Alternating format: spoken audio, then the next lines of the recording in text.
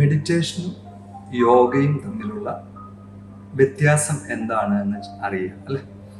Actually meditation എന്ന് പറയുന്നത് യോഗ എന്ന ശാസ്ത്രത്തിന്റെ ഒരു ഭാഗമാണ്. ഇതിനെക്കുറിച്ച് വ്യക്തമായിട്ട് അറിയാത്തത് കൊണ്ടാണ് പലരും മെഡിറ്റേഷൻ വേറെ യോഗ വേറെ എന്ന് പറഞ്ഞ് നമ്മൾ നടക്കുന്നത്. യഥാർത്ഥത്തിൽ അഷ്ടാംഗ യോഗ എന്ന് പറയുന്നത് ഡിസൈൻ ചെയ്തത് പതഞ്ജലി മഹർഷിയാണ്. അപ്പൊ ഈ പതഞ്ജലി മഹർഷി അത് ഡിസൈൻ ചെയ്യുമ്പോൾ അഷ്ടാംഗ യോഗയായിട്ടാണ് ഒരു മനുഷ്യന് എങ്ങനെ അവന്റെ ജീവിത സാക്ഷാത്കാരം ഈ ഇഹലോകത്ത് ജീവിച്ചുകൊണ്ട് ആ സാക്ഷാത്കാരം എന്ന് വെച്ചാൽ ഈശ്വര സാക്ഷാത്കാരം, എവിടെ നിന്ന് നമ്മൾ വന്നു അവിടേക്ക് തിരിച്ചെത്തുക എന്നുള്ളതാണ് നമ്മുടെ ഒക്കെ ലൈഫ് പർപ്പസ്. അപ്പൊ ആ പർപ്പസിലേക്ക് എത്താൻ വേണ്ടിയിട്ട് ഡിസൈൻ ചെയ്ത വളരെ പ്രിസൈസ് ആയിട്ടുള്ള ഒരു സബ്ജക്റ്റാണ് അഷ്ടാംഗ യോഗം. അഷ്ടം എന്ന് പറഞ്ഞാൽ 8 എന്നാണ്. അതെന്തൊക്കെയാന്ന് വെച്ചാൽ യമ, നിയമ, ആസന, പ്രാണായാമ, പ്രത്യാഹാര, ധാരണ, ധ്യാന, സമാധി. അപ്പൊ ഇതിൽ സമാധിക്ക് തൊട്ട് മുമ്പുള്ള ധ്യാനമാണ് ഈ മെഡിറ്റേഷൻ എന്ന് പറയുന്ന സംഗതി. അപ്പൊ ഒന്ന് ആലോചിച്ച്, യമനിയമങ്ങൾ എന്ന് പറഞ്ഞാൽ ഡൂസ് ആൻഡ് ഡോൺസ് ആണ്. ഒരു വ്യക്തിക്ക് എന്തൊക്കെ ചെയ്യണം, എന്തൊക്കെ ചെയ്യാൻ പാടില്ല, അതൊക്കെ ഏതെങ്കിലും ഒരു മതത്തിൽ നമ്മൾ ജനിച്ചിട്ടുണ്ടാവും അല്ലെ. നമ്മൾ ജനിക്കുമ്പോൾ തന്നെ ഏതെങ്കിലും ഒരു മതത്തിലായിരിക്കും. അപ്പൊ അവിടുത്തെ ടീച്ചിങ്സ് ഒക്കെ ധാരാളം യമനിയമങ്ങൾ അതിനകത്തുണ്ട്. അതായത് അന്യന്റെ മുതൽ മോഷ്ടിക്കാൻ പാടില്ല, നമ്മൾ വ്യക്തി ശുചിത്വം പാലിക്കണം, അതുപോലെ തന്നെ നമ്മൾ അതായത് ഗ്രീഡിനെസ് ഉണ്ടാവാൻ പാടില്ല. അങ്ങനെയൊക്കെയുള്ള സബ്ജക്റ്റാണ് ഈ യമനിയമങ്ങളിൽ വരിക. കോമൺ ആയിട്ട് പറഞ്ഞ ഡൂസ് ആൻഡ് ഡോൺസ്. ദെൻ അടുത്തത് അത് കഴിഞ്ഞിട്ടുള്ള സബ്ജക്റ്റാണ് ആസന. യമ, നിയമ, ആസന. ആസന എന്ന് പറഞ്ഞാൽ നമ്മുടെ ഫിസിക്കൽ ഫിറ്റ്നസ് ഉണ്ടാക്കുക. ഞാൻ കഴിഞ്ഞ വീഡിയോയിൽ പറഞ്ഞിരുന്നല്ലോ, നമ്മുടെ ശരീരം എന്ന് പറയുന്ന ഒരു വാഹനമാണ്. അപ്പൊ ഈ വാഹനത്തിനെ പ്രോപ്പറായിട്ട് മെയിൻറ്റെയിൻ ചെയ്യുന്ന ഒരു പ്രോസസ്സാണ് ആസനയിൽ നടക്കുക. അപ്പൊ ആസനയിൽ എന്താണ് ഭൂരിപക്ഷം നടക്കുക? നമ്മൾ സ്ട്രെച്ചിങ്ങും റിലീസിങ്ങും ആയിരിക്കും. വളയുക, തിരിയുക, മറിയുക, ഇതൊക്കെയാണ് ആസനാസ് എന്ന് പറയുന്നത്. ചില ആളുകൾ ഈ ആസനയാണ് യോഗാൻ ധരിച്ച് നടക്കുന്ന ആളുകളുണ്ട്.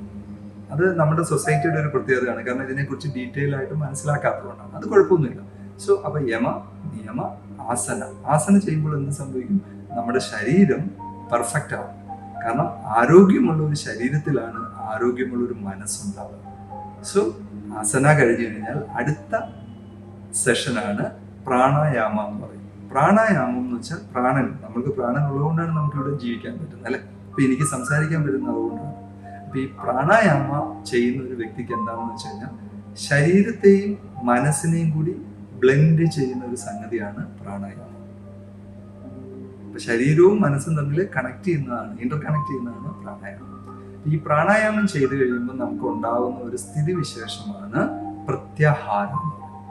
പ്രത്യാഹാര എന്ന് പറഞ്ഞു കഴിഞ്ഞാൽ ഉൾവലിയൽ എന്ന് പറയും. അതായത് ഇപ്പം നമ്മൾ ജീവിക്കുന്നത് നമ്മുടെ ഇന്ദ്രിയങ്ങളുടെ ടേസ്റ്റ് അനുസരിച്ചിട്ടാണ് ജീവിക്കുക. പ്രാണായാമം ചെയ്യുന്ന ഒരു വ്യക്തിക്ക് നമുക്ക് എന്താണോ വേണ്ടതെന്നുള്ളതും വേണ്ടാത്തത് എന്തെന്നുള്ള ഒരു കഴിവ് നമ്മളിൽ ഉണ്ടാവും.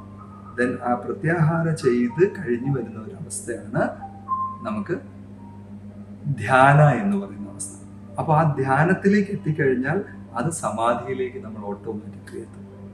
അപ്പൊ യമ, നിയമ, ആസന, പ്രാണായാമ, പ്രത്യാഹാര, ധാരണ. ഞാൻ ഇതിനിടയ്ക്ക് പറയാൻ വിട്ടുപോയ ഒരു കാര്യമുണ്ട്. ധാരണ എന്ന് വെച്ച് കഴിഞ്ഞാൽ ശരിക്കും മലയാള അർത്ഥത്തിന്റെ അത് തന്നെയാണ് അർത്ഥം. ധാരണ എന്ന് വെച്ച് കഴിഞ്ഞാൽ ക്ലാരിറ്റി ഉണ്ടാവും.